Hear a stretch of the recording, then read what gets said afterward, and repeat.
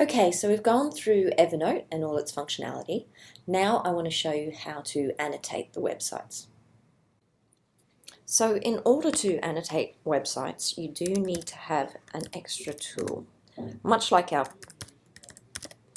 pin booklet.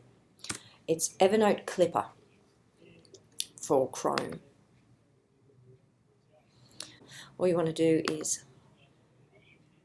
click on that. Same for PC, works exactly the same. A pop-up window will let you know that it's been added to Chrome. Close that down. And there you find it. That's our Evernote Clipper. Now, how this works in conjunction with Evernote. Let's get to an interesting website first. So let's imagine you're working on a project. It's a group project, so you're collaborating with other students and it's about social networking. And I had just found this particularly good article about social networking in libraries. However, being a collaborative project, we have divvied up the workload, and I know that John actually needs this information. So what you need to do is actually use the Evernote Clipper, which is that icon up here. So let me click on that. And it brings up this toolbar where you have all your options. So I can annotate or clip the article. I can do a simplified article, which pretty much just takes away all the advertising. The full page, you can bookmark it. That takes a snapshot with a live hyperlink into your bookmark, or you can just do a screenshot, which takes it straight away. But what I want to do is actually annotate this article. So it won't take the snapshot until after I've finished my annotation. In fact, I might even do it on the simplified one. It looks nice and clean. Okay, so I'm going to scroll down to where I need to go, and I want to point out to John the chapter that I think is going to be useful for him. You even have the ability to change colors here if you want to make it more interesting.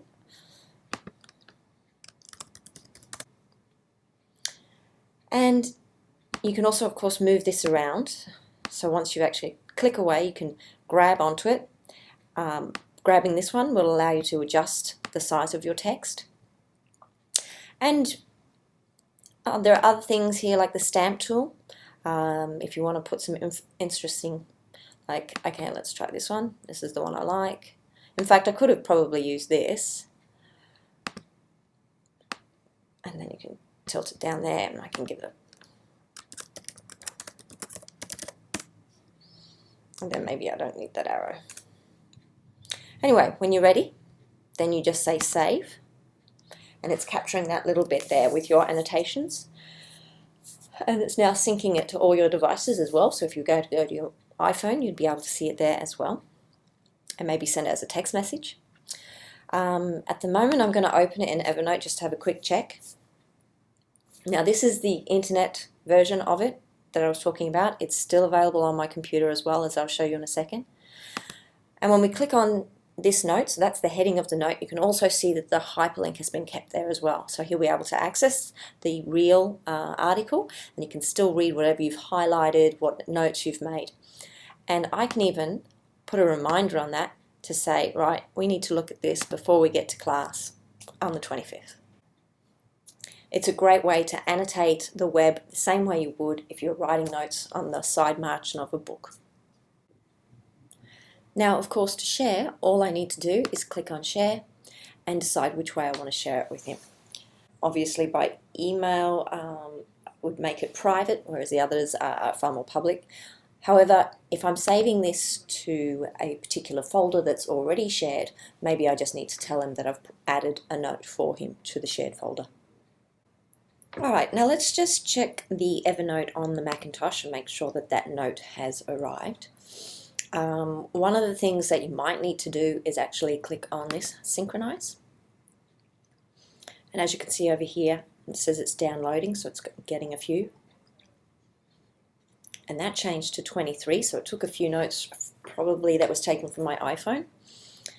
Now, quickest way to find your note, if you know what you're searching for, is just to type in.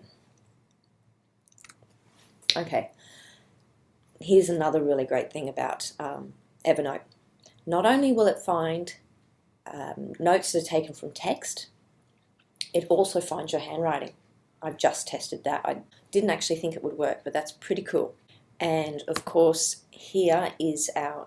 Now remember, this is actually a PDF. It's an image. It was a snapshot. But yet, Evernote knows how to search through the document and actually find your search parameters.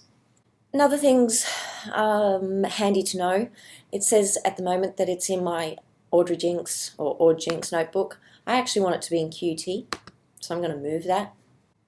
And let's just go check. There we go, sitting in. More handy things to know. You can always change the way you're viewing something. I often like to view it in a list format. The reason I like this is because you can sort it by date. It's just an easy way to sort things.